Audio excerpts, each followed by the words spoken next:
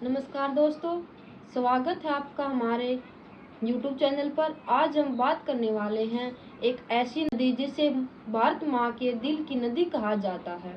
गंगा केवल पानी की धारा नहीं बल्कि हमारी संस्कृति, आस्था, इतिहास और जिंदगी का सबसे बड़ा हिस्सा है। तो चलिए बिना समय गवाए गंगा की खास बातें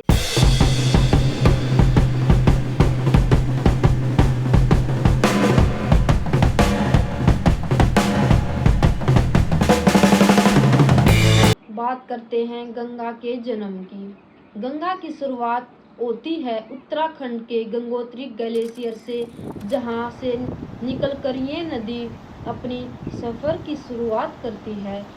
सफ़र में ये उत्तर भारत के कई राज्यों से होकर गुजरती है, जैसे उत्तराखंड, उत्तर प्रदेश, बिहार, झारखंड और फिर बंगाल की खाड़ी में मिलती है। यानी कहे तो गंगा पूरे भारत की नसों में बहती हुई एक जीवनदायिनी नदी है। गंगा को माँ माना गया है और इसकी पूजा की जाती है। कहा जाता है कि ये स्वर्ग से आती है और भगवान शिव की जटाओं से धरती पर उतरती है। इसलिए हरिद्वार, वाराणसी, प्रयागराज जैसे पवित्र शहरों में लोग हजारों की संख्या में आकर गंगा स्नान करते हैं। मान्यता है कि यहाँ स्नान करने से सारे पाप धो दिए जाते हैं। दोस्तों, इसे कहने की जरूरत नहीं कि कुंभ मेला तो गंगा के किनारे होती है, जहाँ करोड़ों श्रद्धालु आते हैं। गंगा सिर्फ नदी नहीं, हमारे जीवन का इतिहास है। प्राचीन काल से यहाँ पर ऋषि मुनि तपस्या करते आए हैं। वाराणसी जैसे शहर जो गंगा के किनारे हैं, वो दुनिया की सबसे पुराने और लगातार बसा हुआ शहर है। यहाँ की गंगा घाटों की कहानी में संगीत और ज्ञान सब समाया हुआ है। गंगा लाखों लोगों के जीवन का सहारा है। खेती, पीने का पानी, मछली पकड़ना, ये सब गंगा के पानी की वजह से संभव है। उत्तर भारत के खेतों में जो भी अनाज, सब्जियां उगती है, उसमें गंगा का एक बड़ा योगदान है। अगर आप बंगाल या बिहार में रहते हैं तो आपको पता होगा हिल्सा मछली का मजा, जो खास गंगा की देन है।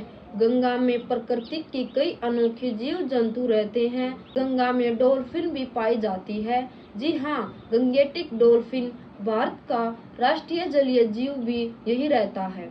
इसके अलावा गंगा में अनेक तरह की मछलियाँ, पक्षी और जलीय जीवन मौजूद है, जो इस नदी को जीवंत बनाते हैं। अब एक अहम बात जिसे हम नज़रअंदाज नहीं कर सकते, वो एक गंगा का प्रदूषण।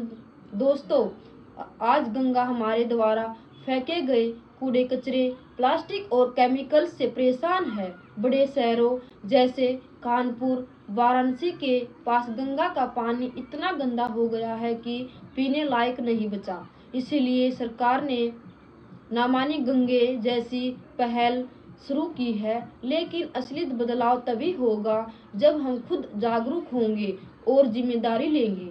तो सवाल आता है कि हम गंगा को कैसे बचा सकते हैं। सबसे पहले हमें झाड़ू लगानी होगी उस कूड़े को जिसे हम गंगा में फेंकते हैं।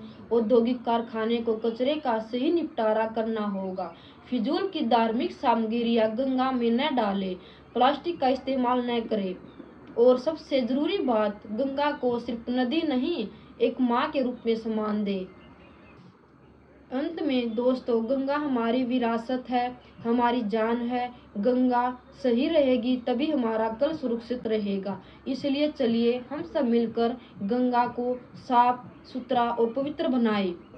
गंगा आरती के खूबसूरत दृश्य के साथ अगर आपको यह वीडियो पसंद आया हो तो लाइक जरूर करें, शेयर करें एंड हमारे चैनल को सब्सक्राइब करना न भूलें।